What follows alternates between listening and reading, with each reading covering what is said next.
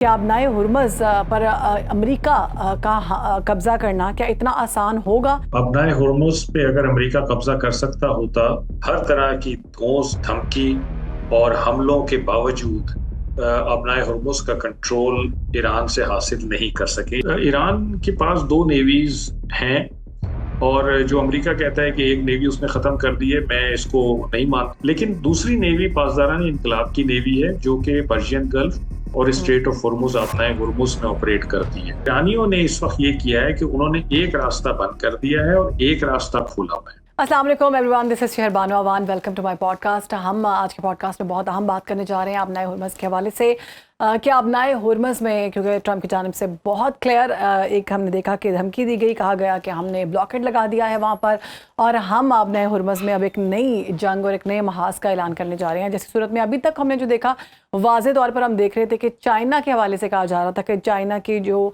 वहाँ से शिप्स गुजर रही हैं उनको नहीं गुजरने दिया जाएगा, लेकिन हमने देखा ईरान की शिप्स भी गुजर रही थी, चाइना की भी गुजर रही थी। अभी तक की सूरत हाल के हवाले से जो ब्लॉकेट लगाया वो समझ में नहीं आया। तो इसी पर बात करेंगे। हमारे साथ मौजूद हैं हमारे guest rear admiral Faisal Shah साहब ने हमें ज्वाइन किया है। फैसल साहब, बहुत शुक्रिया आपके वक्त का। हमने देखा कि आप चूँकि बहुत ज़बरदस्त तरीके से इन तमाम चीज़ों को कवर कर चुके हैं। आपकी जो नौकरी है, जो जॉब है, वो भी इसी सिलसिले में रही और ईरान में आपने काफ़ी वक्त गुजारा। तो आबनाए हुर्मुज़ के हवाले से हम आपसे जानना चाहेंगे कि आबनाए हुर्मुज़ पर अमेरिका का कब्ज़ा करना क्या इतना आसान होगा, क्योंकि आप उसको बेहतर तरीके से समझते हैं? बहुत शुक्रिया मुझे पॉडकास्ट में लेने का।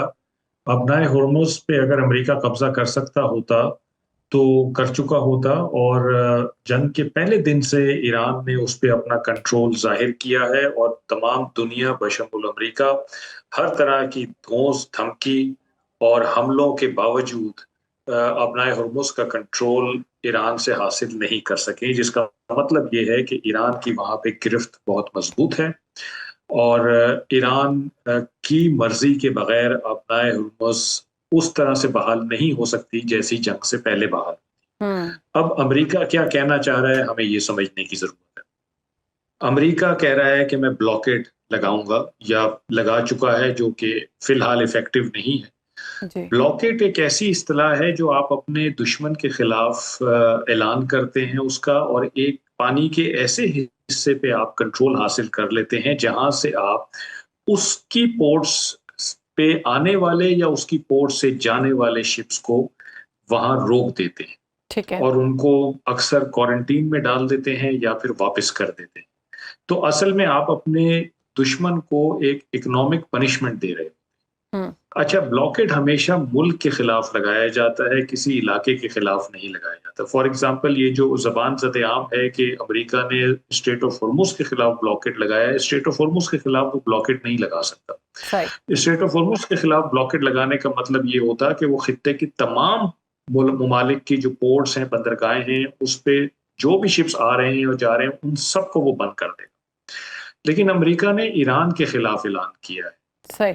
तो ईरान के पोर्ट्स पे जो भी शिप्स बशमूल ईरान के और बाकी जितने भी ममालिक हैं, उनके शिप्स जो आ रहे हैं, जा रहे हैं, उसूलन अमेरिका को उनको रोक देना चाहिए अगर उसने ब्लॉकेट लगा दिया है तो।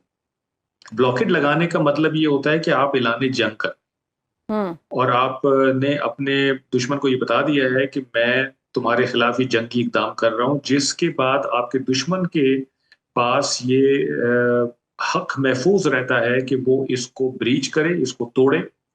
और ज़ाहिर बात है कि जब वो तोड़ेगा तो फिर काइनेटिक एक्शन होगा, यानी कि वॉर शुरू होगी। तो अगर हुँ। इस सूरत हाल में अमेरिका कहता है कि मैंने ब्लॉकेट लगा दिया है, तो जी। टेक्निकली उसने जंगी इक़दाम किया है, जिसकी वजह से जो सीज़ फायर दोनों के बीच में था, वो ब्रीच हो गया है।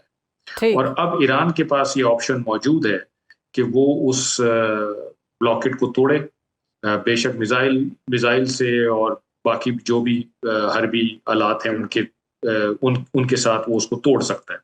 लेकिन यहाँ मैं ईरान की जो लीडरशिप है, उनकी दानिशमंदी को फिर एक दफ़ा ज़रूर सराहूँगा कि उन्होंने कल जब ये ऐलान किया कि अमेरिका ने ब्लॉकेट लगा दिया है, परसों बल्कि, तो ईरान की लीडरशिप की तरफ से ये बयान आया है कि ये एक पॉलिटिकल नारा है, अमली इक़दाम नहीं है। हुँ। कहने का मतलब ये है कि ईरान अमेरिका को ये मैसेज दे रहा था कि ये तुम एक जंगी इक़दाम करने जा रहे हो और इस जंगी इक़दाम की वजह से ये सीज़ फायर ब्रीच हो जाएगा और अगर मैंने तुम पे अटैक किया तो फिर जंग दोबारा शुरू हो जाएगी, तो हम्म। बेहतर है कि ये ना करो। तो वो एक एग्जिट दे रहे थे अमेरिका को कि आप इसमें से निकल जाएं, सही। आप ये वाला इक़दाम ना करें।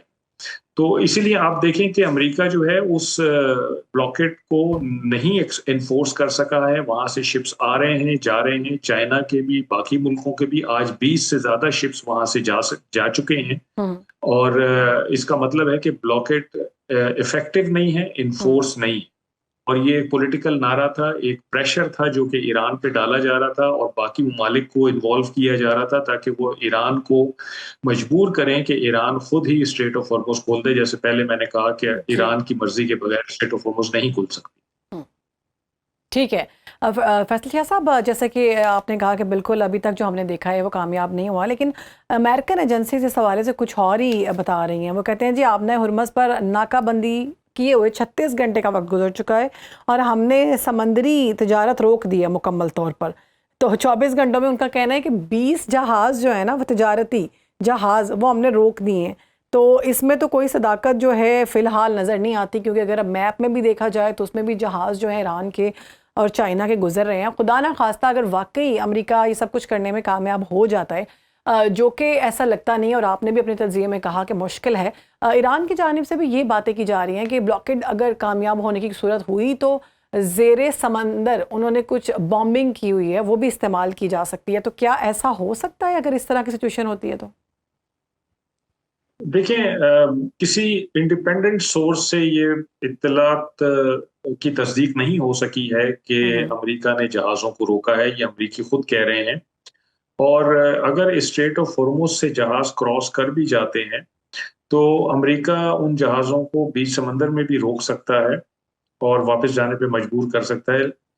इसको भी ब्लॉकेड कह सकते हैं, लेकिन ओके। अभी तक कोई ऐसी मुसद्दका इतलात नहीं है कि अमेरिका ने ऐसा किया है और किसी इंडिपेंडेंट सोर्स ने इसको वेरीफाई किया हो।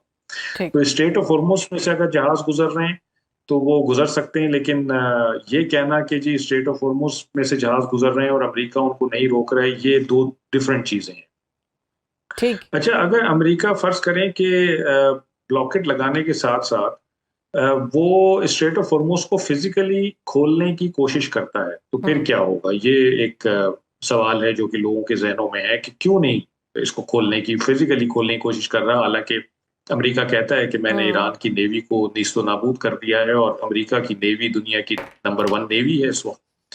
देखें, ईरान के पास 2 नेवीज हैं और जो अमेरिका कहता है कि एक नेवी उसने खत्म कर दी है, मैं इसको नहीं मानता है कि वो मुकम्मल तौर पे खत्म हुई होगी। वो अर्तिश नेवी है जो कि बड़ी सही। नेवी जिसको कहते हैं, और जिसमें बड़े जहाज होते हैं, सबमरीन्स होती हैं, जैसे पाकिस्तान की नेवी है उस तरह की नेवी है। तो उसको जरूर अमेरिका ने नुकसान पहुंचाया होगा, खातिर खा नुकसान पहुंचाया होगा, क्योंकि उसका मुकाबला अमेरिकी नेवी से नहीं किया जा सकता।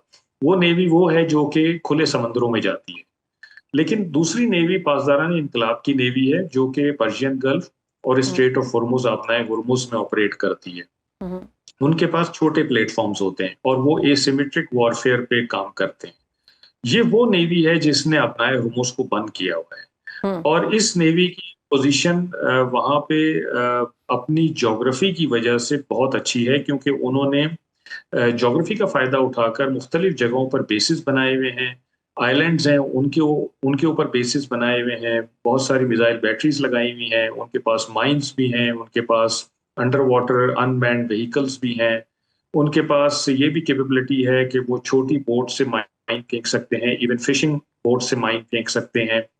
उनके पास ये भी कैपेबिलिटी है कि वो हम्म। फिशिंग बोट के जरिए इस स्ट्रेट ऑफ हॉर्मुज को कंट्रोल कर सकते हैं। अगर आप उनकी मिलिट्री बोट्स को मुकम्मल ख़त्म भी कर दें अब पासदारान इनकलाब की, ठीक हालांकि ये है। मुश्किल काम है क्योंकि वो बहुत छोटी बोट्स हैं और स्पीडी बोट्स हैं। हम्म। तो इवन देन मैं समझता हूँ कि फिशिंग बोट्स पे भी बैठ के रॉकेट लॉन्चर्स के जरिए वो स्ट्रेट ऑफ हॉर्मुज को कंट्रोल कर सकते हैं। ठीक है। तो ये वो नेवी है। तो अब अमरीकी, जाहिर बात है, वो भी और तमाम दुनिया, उनको ये पता है कि अगर हम फिजिकली स्ट्रेट ऑफ हॉर्मुज को खुलवाने के लिए इसमें दाखिल होंगे तो ये जो पासदारान इनकलाब के लोग हैं ये इसको मुकम्मल तौर पे बंद भी कर सकते हैं। हम्म। इस वक्त तक जो स्टेटस है अपना हॉर्मुज का वो ये है कि ये खुली हुई है, लेकिन ईरान इसको कंट्रोल कर रहा है। सही। लेकिन ये मुकम्मल तौर पे बंद भी हो सकती है, और वो बंद इस तरह से हो सकती है कि इसमें वो माइंस डाल सकते हैं, हम्म। या इसमें कोई जहाज भी वो डुबो सकते हैं, क्योंकि आने जाने का रास्ता बहुत तंग है। हम्म। तो फिर तमाम जहाजों के लिए वो रास्ता बंद हो जाएगा कई महीनों के लिए, और हो सकता है उसमें साल भी लग जाए उसको ठीक। खोलने में। तो ये खतरा और ये खौफ मौजूद है, जिसकी वजह से अमेरिका डायरेक्टली इसको हमला नहीं बजौर करा। ताकत से गुरेज कर। बिल्कुल ठीक है सर। यूएई का एक नया बयान आया है, पहले भी उनकी जानिब से बयान दिए गए थे। अमेरिका भी कहता है कि हम यूएई की मदद से इनके आइलैंड पे हमला करेंगे। यूएई भी कहता है कि खार्ग आइलैंड और दीगर जो आइलैंड हैं वो उन पर हम कब्जा कर सकते हैं। तो आप इसको कितना मजाका खेज बयान समझते हैं, या सीरियसली यूएई इस तरह की ताकत रखता है जो अभी तक हम लोग नहीं जानते? और दूसरा, आप क्या समझते हैं कि इन आइलैंड पे हमला करना अमेरिका के बस में है, इतना आसान है? देखिए, अमेरिका के पास इस वक्त तकरीबन 10,000 फौजी मौजूद हैं, जो कि इन आइलैंड्स पे अटैक कर सकते हैं, लैंडिंग हम्म। कर सकते हैं, या अगर अमेरिका मेन लैंड ईरान में लैंडिंग करना चाहता है तो वहां भी कर सकते हैं। लेकिन 10,000 अगर मेन लैंड ईरान पे करना है तो उसके लिए कम है, हम्म। और आइलैंड्स पे करना है तो उसके लिए ज्यादा है।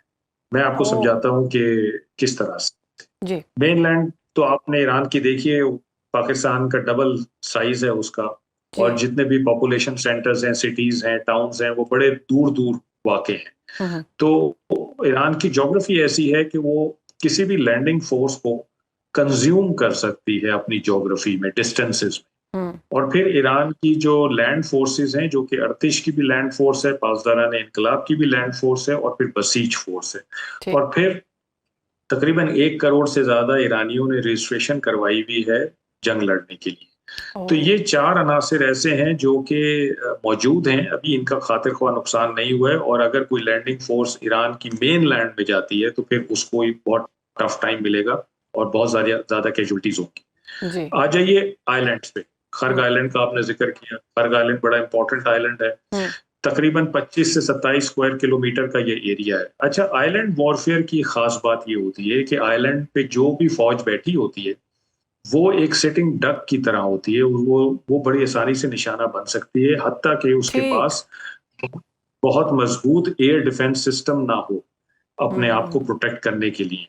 ठीक अब है। अगर फर्ज कीजिए कि अमेरिका बमबारी करके खर्ग आइलैंड को खाली करा देता है और ईरानियों को वहां से निकाल देता है और अपनी फौज वहां उतार देता है, तो ये मुमकिन है, ओ। अमेरिका कर सकता है। अच्छा। लेकिन क्या अमेरिका के पास इतना मजबूत एयर डिफेंस सिस्टम है जो ईरानी मिसाइल्स, रॉकेट्स और ड्रोन से अपने मुकाबला कर फौजियों सकते। को बचा सके? वो हम्म। मुमकिन नहीं है जब तक कि अमेरिकी जहाज इस आइलैंड के पास आके खड़े नहीं होंगे और इसको एयर डिफेंस प्रोटेक्शन प्रोवाइड नहीं करेंगे। तो सर ऑलरेडी उनके जहाज भी तो अमेरिकी कितने गिराए हैं ईरान ने? जी, वो भी गिराए हैं। और लेकिन देखिए ना, एक फौज बैठी हुई है आइलैंड पे, तो ईरान अपने मिसाइल, रॉकेट और ड्रोन्स मारेगा ना उसके ऊपर, ताकि वहां पे उनका नुकसान। ठीक है। तो उसके लिए अमेरिका की तरफ से एयर डिफेंस सेटअप चाहिए होगा, और एयर डिफेंस सेटअप उसके शिप्स प्रोवाइड कर सकते हैं। हम्म। शिप्स अपना हुर्मुस को क्रॉस नहीं कर सकते, जो पहले हमने बात की है। बिल्कुल। तो अगर शिप्स नहीं आ सकती और एयर डिफेंस प्रोटेक्शन नहीं दे सकते, तो फिर इन फौजियों को वहां उतारना इनका कत्लेआम के मुतरादिफ होगा। तो हम्म। इसलिए अमेरिका ने अभी तक कहने के बावजूद ये कदम नहीं उठाए। बिल्कुल ठीक है। बहुत ज़बरदस्त तरीके से आपने हमें समझाया। इससे पहले इतनी क्लियर चीज़ें हमें समझ में नहीं आ रही थी। सर, पाकिस्तान की अगर हम बात करें तो पाकिस्तान का तेल जो है वहाँ से आ रहा है। उसके बावजूद हमने देखा कि पाकिस्तान के अंदर भी ये ख़दशा है कि ऑलरेडी चीज़ें बहुत महंगी हो चुकी हुई हैं, पेट्रोल के प्राइसेस बहुत हाई हो चुके हुए हैं। तो पाकिस्तान का तो वहाँ से पेट्रोल और बाकी चीज़ें आ रही हैं, तो फिर हम उससे क्यों इफ़ेक्ट हो रहे हैं? हम किस चीज से इफेक्ट हो रहे हैं? सर वहाँ से हमारा पाकिस्तान अच्छा, की शिप्स तो अच्छा, आ रही है ना? ठीक है, मैं समझ गया। आप जी। ये कह रही हैं कि वहां से चीजें हमारी आ रही हैं, फिर भी जी। हम इफेक्ट हो रहे हैं। जी। ठीक है, जी। ठीक है, बहुत अच्छा सवाल है आपका।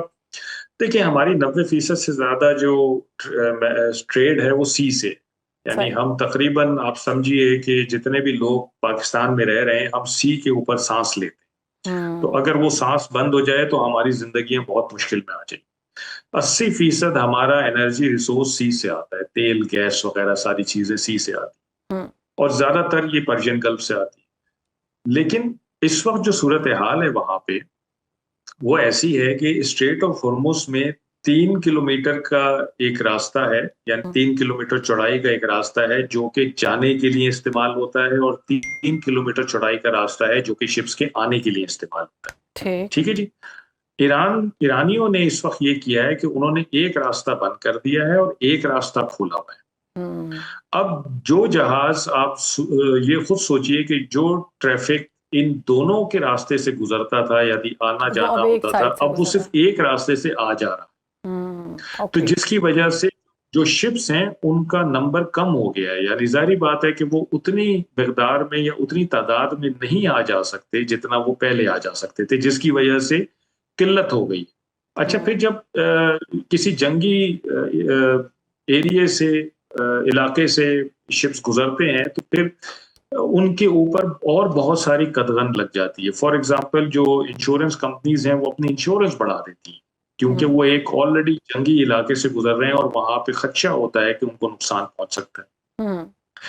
फिर एक वॉर सरचार्ज एक टर्म होती है जो कि शिपिंग कंपनीज होती हैं वो उस मुल्क से चार्ज करती हैं जिस मुल्क के लिए वो ट्रेड लेकर जा रही है, ठीक है। क्योंकि उनको खदशा होता है कि उनका जहाज को कोई नुकसान पहुंच सकता है, तो वो पुरखतर रास्ते से क्योंकि गुजर रहे हैं तो उसके लिए वो एक वॉर सरचार्ज लगा देते हैं। तो ऑलरेडी चीजें महंगी हो जाती हैं, और जब महंगी हो जाती हैं जाहिर बात है तो फिर आपके मुल्क में उनका असर आता है।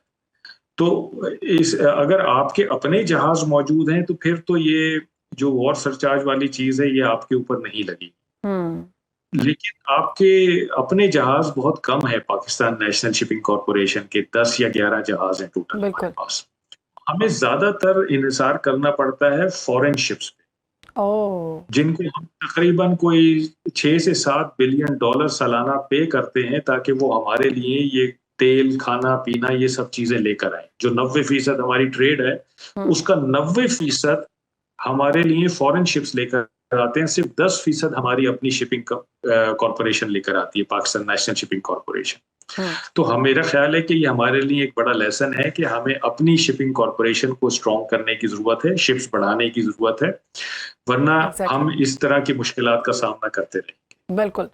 सर, पाकिस्तान के हवाले से तो आपने बहुत क्लियरली हमें बता दिया। ये बताइएगा कि स्ट्रेट ऑफ हॉर्मुज के साथ उसके अहाते की अगर हम बात करें तो कौन कौन से ऐसे मुल्क हैं जो उसके साथ करीब हैं या लगते हैं, और दूसरा सबसे ज़्यादा तिजारत कौन सा मुल्क करता है? गालिबन चाइना सबसे ज़्यादा तिजारत करता है स्ट्रेट ऑफ हॉर्मुज से।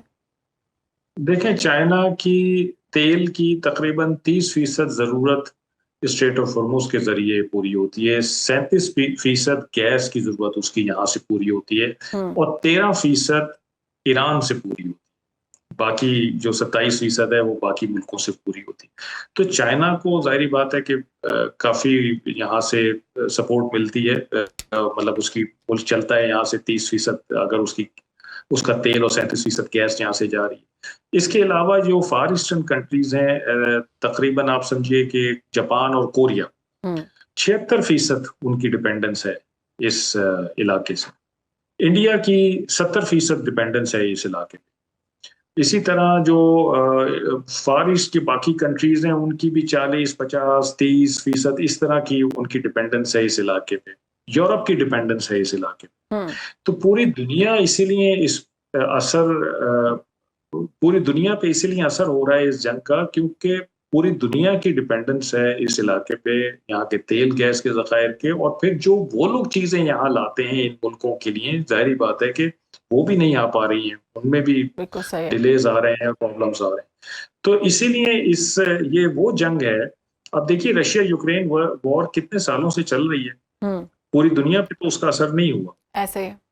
लेकिन इस जंग का पूरी दुनिया पे असर हो रहा है, क्योंकि ये एक माशी जंग में तब्दील हो गई है, और पूरी दुनिया इस वक्त कोशिश कर रही है कि ये जंग रुक जाए, और पाकिस्तान अल्हम्दुलिल्लाह उसमें लीड ले रहा है। बिल्कुल सर, पाकिस्तान की जानिब से बड़ा अहम किरदार अदा किया जा रहा है। अब दूसरी टेबल टॉक भी होने वाली है, और ये खबरें भी गर्दिश कर रही है कि दूसरी टेबल टॉक में, इस्लामाबाद टॉक्स में खुद डोनाल्ड ट्रंप जो है वो आएंगे। देखना ये होगा कि पता नहीं वो आते हैं या नहीं, लेकिन अभी तक की जो खबरें हैं ज़राए के मुताबिक वो यही हैं। तो आप क्या समझते हैं कि अगर, एक तो ये बहुत बड़ी बात है पाकिस्तान के लिए कि अगर खुद अमरीकी सदर जो है वो पाकिस्तान आए मुज़ाकरात के लिए, और दूसरा अगर खुदा न खास्ता मुकम्मल तौर पर आपना हॉर्मुज़ को बंद कर दिया जाता है, सिचुएशन अगर ख़राब होती है, तो ऐसी सूरत में अल्टरनेटिव वेज मौजूद हैं, क्योंकि ये मौशी जंग है, आपने भी कहा, और हम देख रहे हैं कि आने वाले वक्त में खुराक की किल्लत भी हो सकती है अगर मामला इस तरह रहे या इससे बदतर भी हुए। तो कहा यह जाता है कि 3 रास्ते मौजूद हैं जो गल्फ की साइड से होकर गुजरते हैं, लेकिन शायद वो थोड़े एक्सपेंसिव पड़ते हैं। देखिए, पहली चीज तो ये है कि डोनाल्ड ट्रंप आते हैं या नहीं आते, मेरी ज्यादा गर्ज इस चीज से है कि टॉक्स हों, कंस्ट्रक्टिव हों, पॉजिटिव हों, और कोई ना कोई राह निकले इसमें, और दुनिया जो जिस तरफ जा रही है तबाही की तरफ, उस तबाही से बच सके, माशी भी और फौजी भी और सियासी भी। पाकिस्तान ने सीज फायर करवाया। लोग समझ रहे थे कि सीज फायर भी पॉसिबल नहीं होगा, लेकिन पाकिस्तान ने सीज फायर करवाया। पाकिस्तान ने पहला राउंड ऑफ टॉक्स भी करवाया, और पाकिस्तान अभी भी इस प्रोसेस में शामिल है। तो जब तक पाकिस्तान शामिल है, मेरे लिए बहुत कवी उम्मीद की किरण है कि इंशाल्लाह ये प्रोसेस कंप्लीट इंशाल्लाह। होगा, मुस्बत तरीके से कंप्लीट होगा, और पाकिस्तान इस इम्तिहान में से सुरखरू होकर निकलेगा। पाकिस्तान ये काम सिर्फ अपने लिए नहीं कर रहा, पाकिस्तान ये काम अपने दोस्तों के लिए सिर्फ नहीं कर रहा, बल्कि पूरी पूरे दुनिया के खित्ते और लिए। पूरी दुनिया के लिए कर रहा है। और उस दुनिया में इंडिया भी शामिल है, भारत भी शामिल है, जहां से सिर्फ चीखों की आवाजें आ रही हैं जी, पाकिस्तान की काविशों। बहुत तो ज़्यादा। जी, तो उनके लिए भी ये मैसेज है मेरा कि अगर उन्होंने मजीद मुश्किल दिनों से बचना है तो पाकिस्तान का शुक्रिया अदा करें, इसको सपोर्ट करें, और पाकिस्तान के लिए दुआ करें कि पाकिस्तान इसमें कामयाब हो, ताकि पूरी दुनिया बिल्कुल। इस मसले से बाहर आए। सर ये जहां खबर तक एक आपने जी, जी, जी, प्लीज़ कंटिन्यू करें। जहां तक आपने दूसरी बात की है कि दूसरे रास्ते कौन से हैं, देखें, अगर खुदा ना खास्ता बात नहीं बनती है और बात खराब हो जाती है और आबनाए हुर्मुज़ बंद होती है, तो आपको याद होगा कि ईरानियों ने ये भी दावा किया है कि हम बाबल मंदब, जो दूसरा चोक पॉइंट है जी, जी, जी, जी। सोमालिया और यमन के बीच में, उसको बंद कर देंगे। और हूथी, आपको पता है ना कि ईरान के अलाइज हैं, ऐसा ही है। और उन्होंने जंग के शुरू में ही कह दिया था कि अगर जरूरत पड़ी तो हम इसको भी बंद कर सकते हैं, और पिछले साल उन्होंने इसको बंद भी किया था।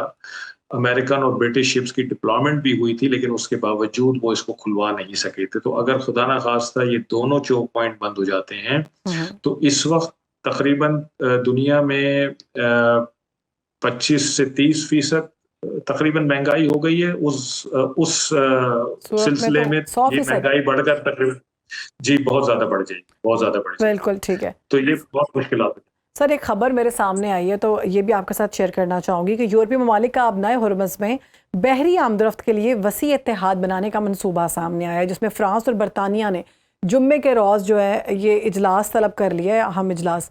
तो इस इजलास को आप कैसा देख रहे हैं? और दूसरा, रूसी वज़ीर ख़ारजा और चीनी सदर की भी अहम मुलाकात होने जा रही है आबनाए हुर्मुज़ की बंदिश के हवाले से। तो ये जिस तरह से हम देख रहे हैं कि अब यूरोप जो है वो भी इस सारी सिचुएशन में परेशान है, तो गठजोड़ जो है कामयाब होता हुआ दिखाई दे रहा है। देखिए, यूरोप परेशान जरूर है, लेकिन यूरोप की जो स्ट्रेटेजी है वो यूएस की स्ट्रेटेजी से डिफरेंट है।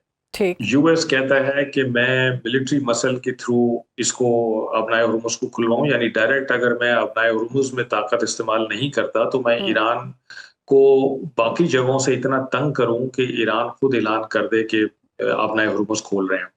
अच्छा, जो वेस्टर्न कंट्रीज हैं या यूरोपियन कंट्रीज हैं, वो ये कहते हैं कि इसको बातचीत के जरिए खुलवाया जा सकता है। हुँ। उनको ये पता है कि जब तक ईरान की रजामंदी नहीं होगी, अपनाए हुर्मुज़ को कोई नहीं खुलवा सकता। तो वो बातचीत पर जोर दे रहे हैं, वो एक कोएलिशन बनाना चाहते हैं जो ईरान से बात करे, उसको कायल करे, उसको इंसेंटिव्स दे, और उसको रजामंद करे कि वो स्ट्रेट ऑफ हुर्मुज़ को खुद ही खोलने का इरादा जाहिर कर दे।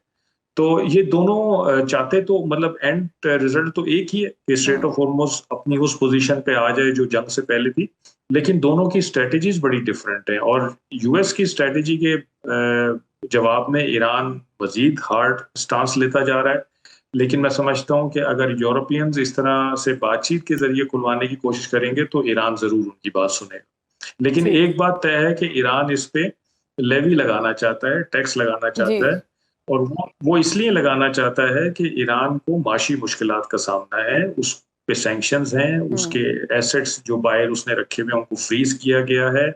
एक स्विफ्ट कोड होता है जो इंटरनेशनल बैंकिंग सिस्टम में इस्तेमाल किया जाता है उसको लिमिट कर दिया गया है, और उसके तेल और गैस को नहीं बिकने दिया जाता, और उसके अंदर जो फॉरेन इन्वेस्टमेंट है उसको भी रोका जाता है। तो ईरान इन माशी मुश्किलात से बचने के लिए स्ट्रेट ऑफ हॉर्मुज का इस्तेमाल करना चाहता है, टैक्स लगाकर, ताकि अपनी मईशत को वो मुस्तहकम कर सके, क्योंकि उसके ख्याल में स्ट्रेट ऑफ हॉर्मुज तो चलती रहनी है, लोगों ने इस्तेमाल करना है। ऐसा ही तो है। फिर वो चाहता है कि मैं इससे कमाऊं और अपनी मईशत को सहारा दूं। हम्म, ठीक है सर, बहुत शुक्रिया।